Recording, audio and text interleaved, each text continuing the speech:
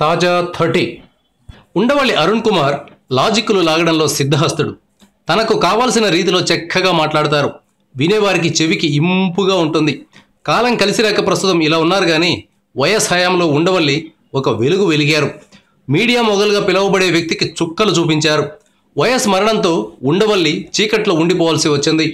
ఈ మధ్యకాలంలో ఆయన మీడియాతో మాట్లాడుతూ తెలుగుదేశం పార్టీ మీద, చంద్రబాబు మీద విమర్శలు చేస్తూ వస్తున్నారు. ఇటీవల జగన్ ఢిల్లీ వెళ్లి మోదీని కలిసిన సంగతి తెలిసిన విషయమే. బీజేపీ అడగకున్నా తనంతట తానుగా జగన్ రాష్ట్రపతి ఎన్నికల్లో బీజేపీకి మద్దతు ప్రకటించారు. ప్రత్యేక హోదా కోసం తన ఎంపీల చేత రాజీనామా చేయిస్తానని చెప్పిన జగన్ ఇప్పుడు ఏం చేశారో చూశారా అంటూ టీడీపీ నేతలు ప్రశ్నిస్తున్నారు. దీనికి ఉండవల్లి చెప్పిన సమాధానం వింటే జగన్ ఫ్యాన్స్ ఫుల్ ఖుషి అవుతారు. ప్రత్యేక హోదా బదులు జగన్ మోదీపై అవిశ్వాస తీర్మానాన్ని ప్రవేశపెట్టే అవకాశం ఉందని ఉండవల్లి చెప్పారు. ఈ అవిశ్వాసానికి కాంగ్రెస్ మద్దతు పలుకుతుందని కూడా ఆయన వివరించారు. రాష్ట్రపతి ఎన్నికల్లో బీజేపీకి మద్దతు ఇచ్చినప్పటికీ అవిశ్వాస తీర్మానంపై జగన్ మద్దతు కోరితే కాంగ్రెస్ ఇస్తుందని ఉండవల్లి అంచనా వేస్తున్నారు.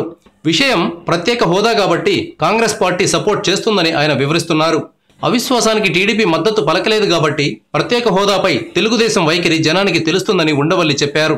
ప్రతి దాంట్లోనూ every advantage has its own disadvantage.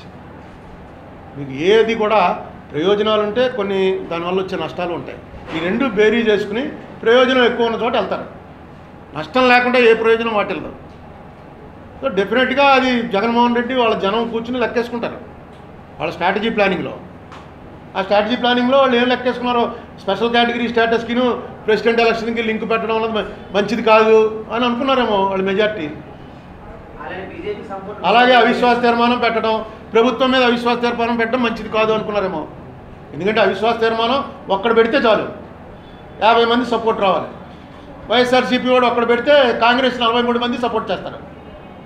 సరిపోయింది, 50 నెంబర్ వస్తుంది. అవిశ్వాస తీర్మానం నెగ్గదు కానీ తెలుగుదేశం ఎక్స్పోజ్ అవుతుంది. అది పొలిటికల్ ప్లానింగే. అయితే వాళ్ళ స్ట్రాటజీ వాళ్ళు ఆలోచించుకుంటారు. మనం ఏం చేస్తాం? మనం ఊరికే ఎలా చెప్పడమే. నాతో డైరెక్ట్గా కలపడం అంటే పార్లమెంట్కి వెళ్ళినప్పుడు వాళ్ళు ఎంపీలు కలుస్తారు. Thank you viewers. ఈ వీడియో మీకు నచ్చితే లైక్ బటన్ టచ్ చేయండి. తాజా 30 ఛానల్కు సబ్స్క్రైబ్ చేయండి. మీ మిత్రులకు షేర్ చేయండి.